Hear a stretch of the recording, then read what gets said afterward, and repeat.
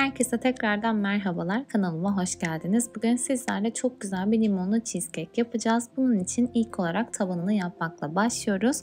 1,5 paket burçak bisküvi kullanacağım. Bunu sevmiyorsanız farklı bir bisküvi çeşidi de kullanabilirsiniz. Bu şekilde rondodan çektim un gibi olana kadar. Diğer tarafta da küçük bir sos tenceresinin içerisine 50-55 gram kadar tereyağı ekledim. Bisküvileri kabın içerisine koyuyorum. Üzerine de eritilmiş tereyağını dökeceğim. İkisini birlikte karıştıracağım. İsterseniz bu karışımın içerisine biraz fındık da ekleyebilirsiniz. Çok yakışıyor. Karıştırdıktan sonra kelepçeli kalıbımın tabanına ilk olarak yağlı kağıt koyuyorum. Ve kelepçesini takıyorum. İsterseniz yağlı kağıt koymadan da yapabilirsiniz. Daha sonra bisküvili harcı döküyorum ve güzelce yayıyorum. Bardakla bastırıyorum. Bu arada benim kalıbım 24 santim. Bardakla bastırdıktan sonra buzdolabına kaldırıyorum ve peynirli harcını hazırlayana kadar buzdolabında bekleteceğim. Peynirli harç için 600 ya da 800 gram labne kullanabilirsiniz. Ben 600 gram kullandım. Labneyi kabın içerisine alıyorum. Üzerine 1 su bardağı toz şeker ekliyorum ve karıştırıyorum. Mikser kullanmanıza gerek yok. Tel çırpıcıyla yapabilirsiniz. Daha sonra 1 kutu krema ekliyorum. Kremayı da aynı şekilde karıştırıyorum.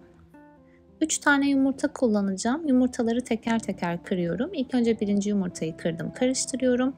Tamamen karıştıktan sonra ikinci yumurtayı kırıyorum. Şimdi üçüncü yumurtayı da kırdım artık. Tekrardan karıştırıyorum. 2 yemek kaşığı un, 1 yemek kaşığı da nişasta ekliyorum. Hafif tepeleme koydum. 1 paket de vanilya ekledim. İsterseniz limon kabuğu rendesi de ekleyebilirsiniz. Şimdi hazırlamış olduğum peynirli harcı bisküvinin üzerine döküyorum. Üzerine düzlüyorum.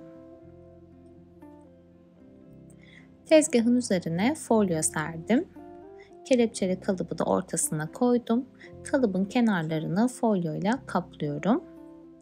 Cheesecake'i fırın tepsisinin içerisine kaynar su koyarak pişireceğim ki fırının içerisinde buhar olsun. Hem yan tarafları çok fazla kızarmasın hem de mümkün olduğu kadar az çatlak olsun. Gördüğünüz gibi şu anda fırın tepsisinin içerisine sıcak su döküyorum. Ve önceden hafif ısıtmış olduğum 175 derece fırında pişiriyorum. Yaklaşık 45 dakika. Şu anda gördüğünüz gibi kenarları sabit, ortası sallanır düzeyde.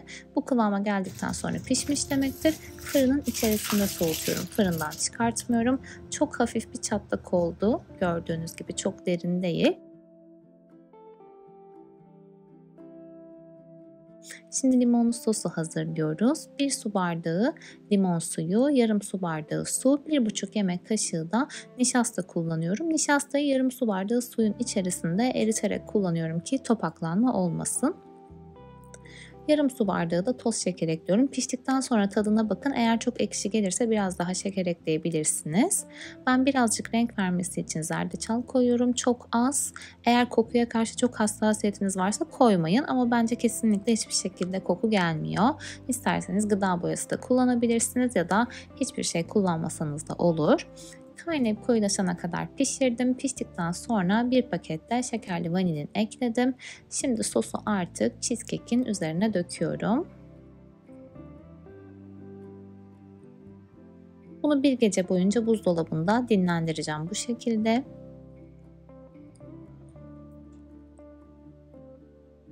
Bir gece boyunca beklettim. Bıçakla kenarlarını sıyırıyorum ilk olarak.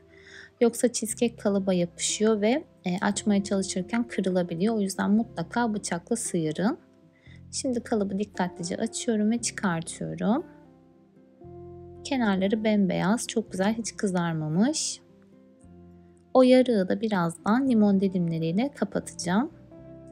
İlk olarak benmari usulü eritmiş olduğum beyaz çikolatayla üzerine birazcık süslüyorum. Bu şekilde şeritler halinde çikolatayı sıkıyorum. Şimdi üzerine birazcık limon dilimleri ekliyorum. Bu arada limonun çekirdekleri kalmış. Onları almayı unutmuşum. Sabah süslemiştim.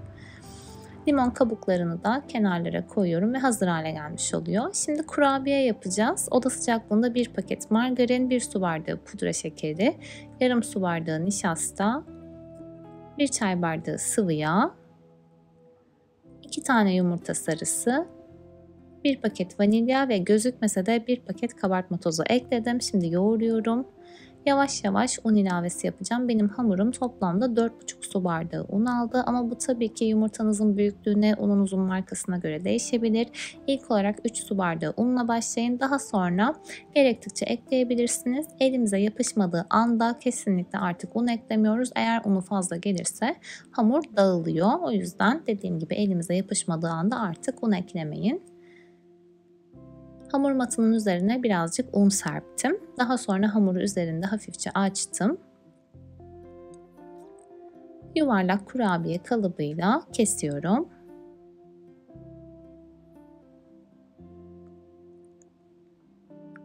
Çikolata kazıyıcısıyla hamurları yerinden kaldırıyorum. Çok pratik bir alet gerçekten.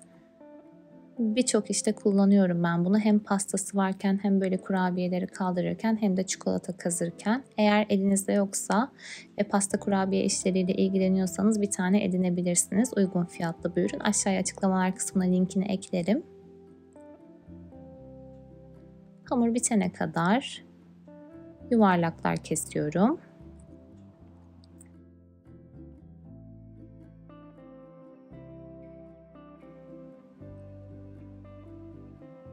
Ayırdığım diğer hamuru da bu şekilde elimle birazcık silindir haline getirip daha sonra iki ucunu birleştiriyorum. Bu da aynı pastane kurabiyelerine benziyor bu şekilde. Piştikten sonra bunların ucunu genellikle çikolataya batırıyorum. Çok güzel oluyor. Hem görüntüsü hem tadı çok güzel.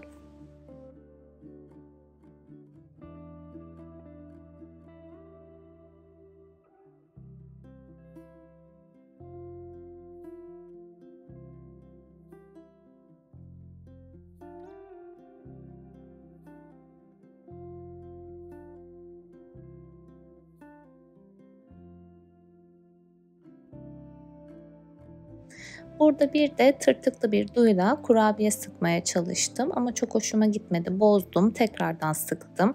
Yine hoşuma gitmedi. Bu sefer duyu değiştirdim.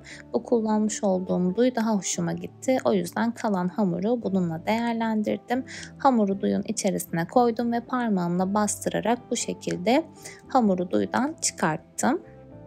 Şimdi fındıklı harç hazırlıyorum. 1 kase kadar çekilmiş fındığın üzerine 3 yemek kaşığı pudra şekeri ekledim. 2 tane yumurtanın akını ekleyeceğim. Ben ilk olarak yarısını ekledim, az geldi. Daha sonra tamamını ekledim.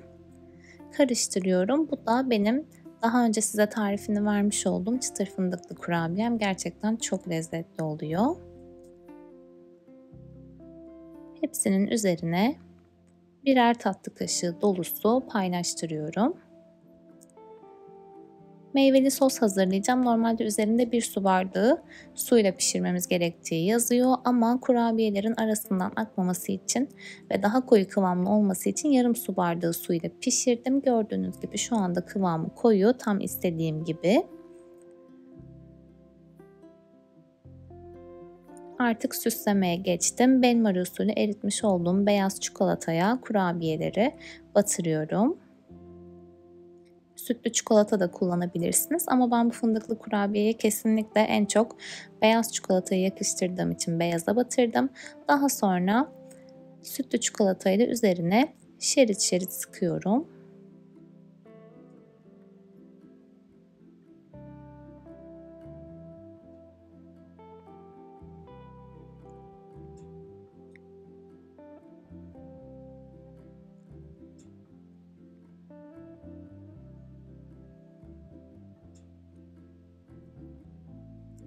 Ortalarına da çok az renk vermesi için fıstık ekleyip fotoğrafını çektim Instagram için. Şimdi diğer kurabiyelere geçiyorum. Simit gibi olanları yapıyorum. Bazılarını beyaz çikolataya, bazılarını da sütlü çikolataya batırdım. Daha sonra fıstığa buluyorum.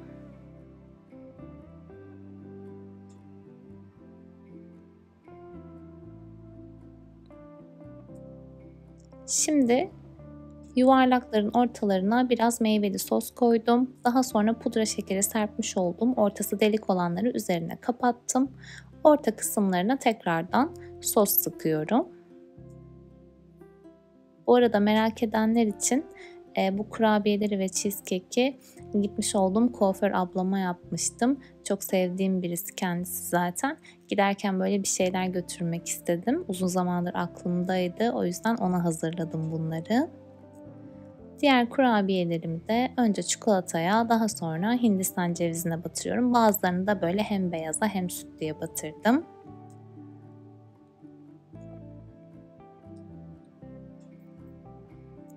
En son duyla şekillendirmiş olduklarımın da ortasına yine meyveli sos sıktım. Bu kalan kurabiyeleri de artık böyle gelişigüzel şekillendiriyorum. Çikolata sıktıktan sonra kürdanla şerit şerit çiziyorum.